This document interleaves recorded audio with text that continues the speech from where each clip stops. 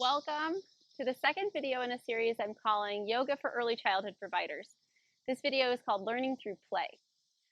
If you're here, you most likely were brought here because you are a teacher, daycare provider, parent, guardian, or anyone dealing with young humans. And like me, I'm a mother of three. I've been an early childhood educator myself. I've worked in theater camps, I've worked in public school, and I've worked freelance being a yoga teacher. I even have some clients who I've worked with multi-generations, from grandma to granddaughter and in between. So I have a lot of experience sharing the tools of yoga with people of different ages. And one thing that my own practice has taught me, and sharing my practice has definitely taught me, is that when we're having fun, when we're playing, learning is happening without us even realizing it's happening. And I like the quote by George Bernard Shaw. It says, "We don't stop playing because we grow old. We grow old because we stop playing." You sit with that for a second. I know it's true for me. The more playful that I attempt to be, the more fun I have, and learning is definitely taking place. So what we want to do is encourage the kids we serve and teach and share with to have a good time when we're sharing yoga. So two-part, my desire in this video is twofold.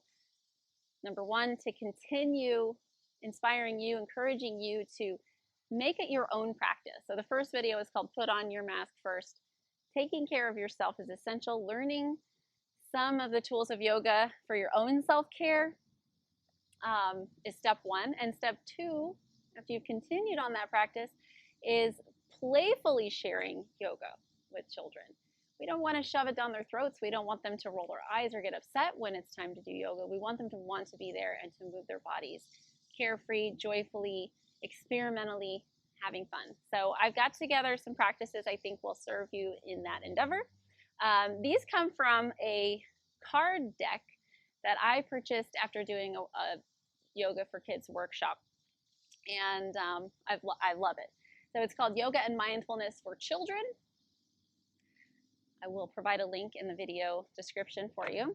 And there's an activity and coloring book that goes with it. So should you have kids that you want to maybe set up, I like having like a space for kids, like a chill zone for kids when they're overstimulated. You could have some of these copies out for coloring and studying that way. So the deck is lovely. It's split up into different colors around the edges that separate it into different categories. We have breathe, connect, focus, move, relax. I think there's one other. Today I have arranged the cards in an order for us to do a short practice that is based on playfulness. So get up out of your chair, grown-ups. Get onto your mat or any surface where you can move comfortably and try this sequence out with me, and then share it with your littles. If you want to go run and get this deck and you can arrange your own practices with them, again, just do it on your own first so you're not trying to read off the card or rely too much on the materials to share it with the kids. I like having cards because I can lay them out in the sequence I plan to teach them. So if I get lost, which happens when I'm with kids, you start playing and you lose track of what you were doing, you can look down at your spread in front of you and say, oh, what's next? And it's great too because if you have a pocket chart or a board where you can put them up with magnets or clothesline, something where the kids can see the order of the practice, you can learn it together and they can help guide you through it. Let them lead, let them play, let them experiment. So let's get into the practice together. A few exercises that I hope you will enjoy and find useful for your classroom or home practice. Okay, let's do it.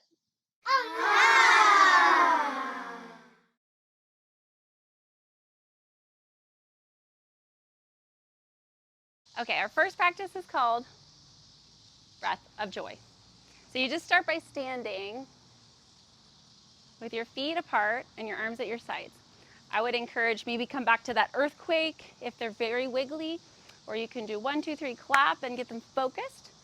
But breath of joy is a great way to call kids back from some other activity, be it recess, or maybe they've had a very stimulating day and we want to call them in for bedtime. This is a good transition breath work. So we start off standing steady on 2 feet, and we're going to breathe in 4 parts. The first 3 are short inhales, and the last is an exhale. So we're going to start with our feet apart and stand tall, and we're going to do 3 inhales and 1 exhale. So it'll be inhale short, inhale short, inhale short. We're going to move our arms with each breath. So starters, we're going to inhale 1, arms straight in front of you, and then inhale again, arms out wide, and then inhale again, arms up. And then as we exhale, we fold forward and we make a sound like this. And then you begin again. So here's how it looks.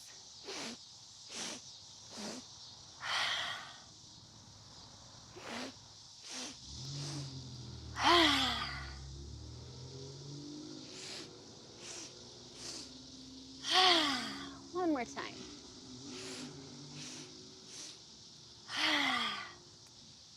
Notice how you feel when you're done, and practice it until you're good at it, then share it with the kids.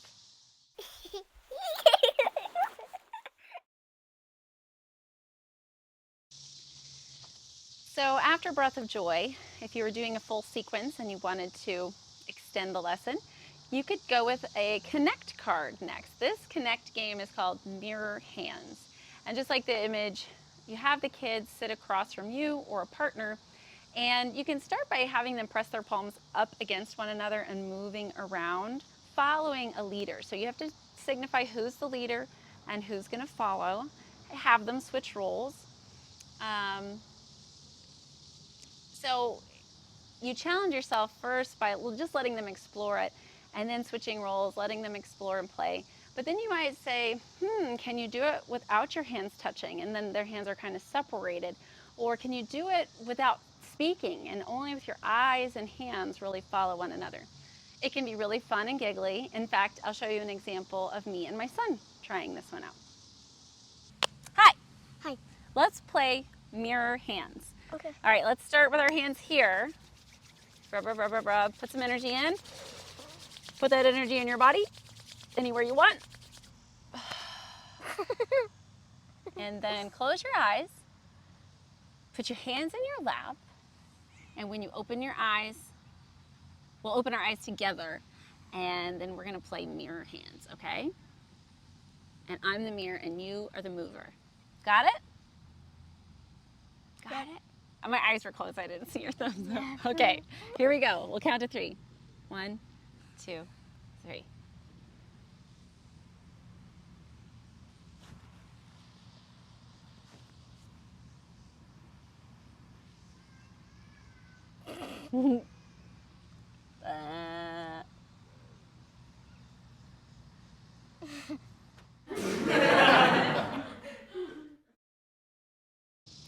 So our next practice is a focus exercise. I like to do a focus exercise before we do some yoga postures because it helps to go in, especially for balance, helps to go in with a more focused energy. So this is a walking meditation. So you'll begin standing up in mountain pose. And you don't even need a mat for this one, which is great. Really, this whole practice. Today, you don't need a mat. You can do it outside, inside, on a carpet, wherever. Starting in mountain pose, you'll explore moving through your toes, maybe try to balance on your heels, move to the inner and outer edges of the feet, and really start to notice what's going on in your feet and legs. After a few deep breaths in mountain, start to explore slow movement forward. Maybe just take a step forward, pressing into your heel, feeling it move to your toes, and maybe you balance on the one foot before stepping your other foot forward. So basically tell the kiddos, let's walk in slow motion. or however you want to introduce it. A walking meditation can take them up and down their mat, or you could have them walk in a big circle, feeling the way the ground feels to the feet. If you're barefoot, this is a great activity to explore the grass. If you're wearing shoes, you talk about moving your feet inside your shoes, maybe wiggling the toes a little. But you have them take a very slow walk and encourage them to notice everything about their walk until they end up back where they started, standing still like a mountain.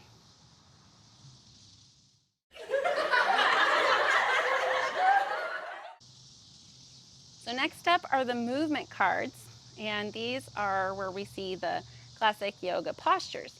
So I chose 4 poses: mountain pose, warrior 1, warrior 2, and warrior 3. So after that walking meditation, we can go right from mountain pose into the sequence. You can lay the sequence out in front of you or them so that everyone can see what we're doing next. So for mountain pose, you just want to take a few deep breaths. Mountain pose is where we get our balance set. For warrior 1, we're going to step our right foot way forward, and we're going to try to lift that, bring that back heel down. Bend your front knee, open your arms up tall, and reach. Warrior 1. So now we make up stories about warrior 1. We can say, I am powerful, or we can talk about what a warrior means. Maybe we can align it to some core values in your classroom or your home. A warrior stands up to a bully, or a warrior asks for help when they need it. You can play with this concept of what does it mean to be a warrior, be a strong person. So we go from warrior 1 into warrior 2, where we take that right leg and open it up, bend the knee, and now our arms come out here.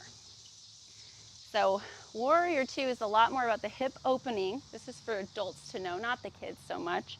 But we want to step out wide. We want our front heel and our back arch aligned. And we want to keep things soft but strong at the same time. So looking for that suppleness and strength. And I'll sometimes refer to a bow and arrow, you know, getting the kids to focus like they're about to shoot a bow and arrow. And maybe you can again get them to center on something that they feel is worth fighting for in their life. Not actual fighting, we want to promote nonviolence, but what would make them want to be strong and brave. So last but not least, warrior 3. We're coming back to mountain, we step that right foot forward again, and then we lean forward and lift the back leg. Let me turn so you can see that better. We step forward, lean, and lift. You can keep your hands at your heart, extend them forward, or like an airplane. And if we wanted to put together some affirmations, let's do it with the left leg this time. We step into warrior 1, raise the arms up. Let me show you that from the side view as well. The hips are pointing forward. Warrior 1, I am strong. And then we open up to warrior 2. I am bold. And you have the kids echo, I am bold. And then as we shift into that warrior 3, bringing the leg up and leaning forward, my own balance I can hold. So putting it all together, I am strong. Woo! I am bold. My own balance I can hold.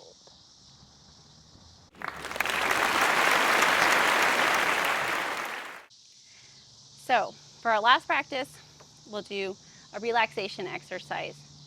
This one is called Tense and Let Go. If you've ever been to an adult yoga class, you know that we lay down in final resting pose called Shavasana at the end of class. You can do the same thing with kids, and this is why I advocate it after like a lunch recess time or when we're getting ready for a nap. We get all the movement out, and then we end in our relaxation. So why don't you try it? Just lie down and close your eyes. And as you do, first think about your toes. Scrunch them up as tight as you can. Hold them there for a second or two. and then let them rest. Now tense up both of your feet, tight, tight, tight. And when you let them relax, imagine they are very, very heavy. Good job. Now tighten the muscles in your calves around your knees. Try counting to 5 before letting them relax.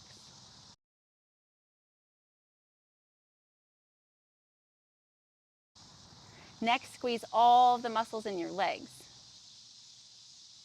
You might find yourself squeezing so hard your legs lift off the ground a tiny bit. And after a few seconds, let all of the muscles in your legs relax and feel your legs settle comfortably into the ground. Next, pull in on your belly button, just for a few seconds, and let your belly get very soft and relax your back into the floor. Scrunch your shoulders up to your ears, and then after a few seconds, relax them down. Make your hands into very tight fists and squeeze all of the muscles in your arms. Just like your legs, you may find them lift off the ground a little bit. That is great. Now relax your arms and your hands, letting them rest by your sides with your palms facing up. Close your eyes tightly. Scrunch up your nose and squeeze your lips together.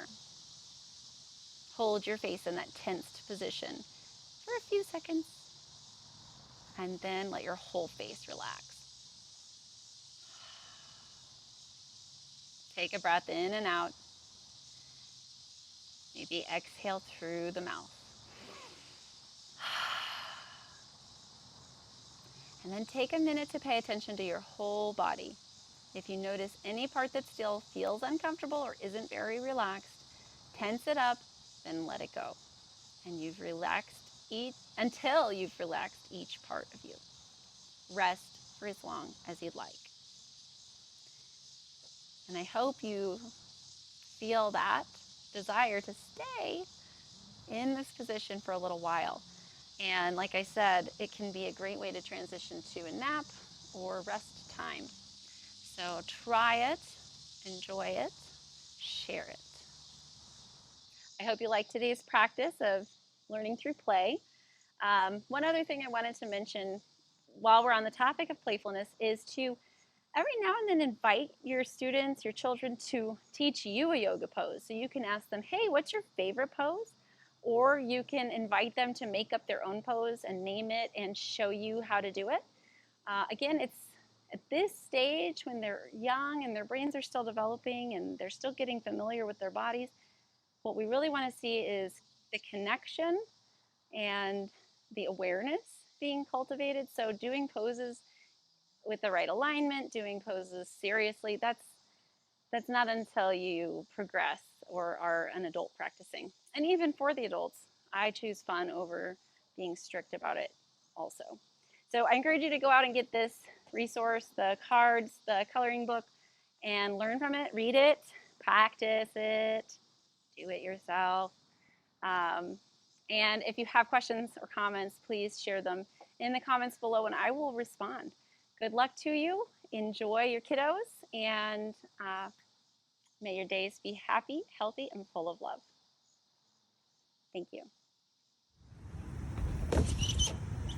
You gotta watch me down the tunnel again, okay? Okay. You gotta